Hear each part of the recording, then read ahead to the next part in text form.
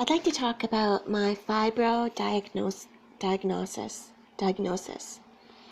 I developed symptoms in January 2002, so about 20 years ago. At first I became so tired all the time, and then I had dizziness with vertigo, and I noticed a lot of hair loss and other symptoms. So that was at the beginning. My symptoms progressed over time.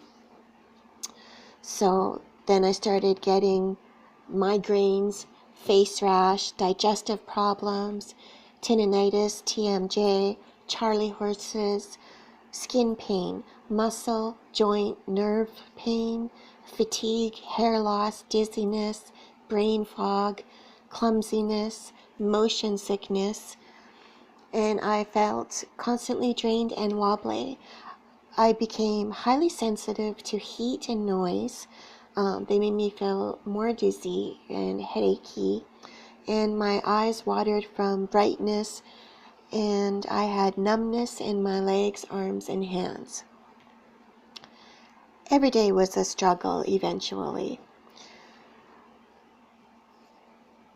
So my quality of life had diminished over a few years, and it was freaking me out to the point where I started getting panic attacks.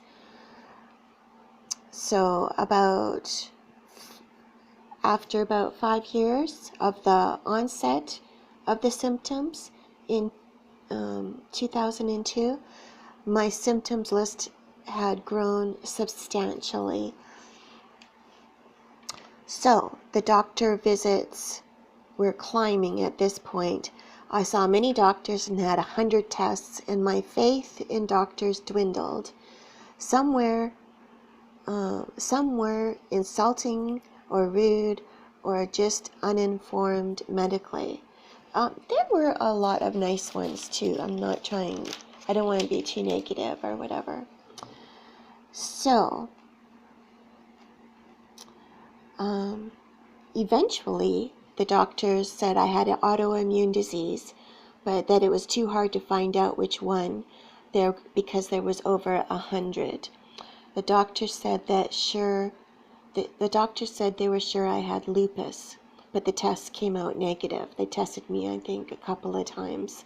They did suggest to me that I get tested at a different lab or try different labs because they were sure convinced that I had lupus, but I don't remember if I followed up on trying different labs to get retested. I don't know. Then later on, after 100 tests and like a dozen doctors, I was finally diagnosed with fibro in year 2015 by a rheumatologist. I was so happy to have a name for my disease. Then when I told people what I have, I got different responses. A little bit of negative feedback, like people didn't take it as serious as it was.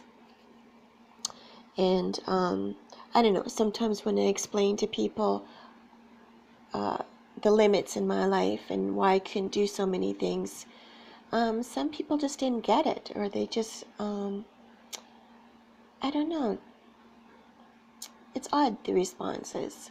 But some were very compassionate. Like there was a lot of positive feedback also. So when I came onto YouTube about 7 years ago or something, and I heard other fibro people and their same experiences, wow, it just felt great to have the connection. So everyone who has fibro, keep vlogging about your experiences because it helps a lot of people, and I'm going to keep vlogging experiences in hope to have connection and share experiences with everybody. So thanks for everyone to be brave enough to share fibromyalgia experiences with the world, and stay cool.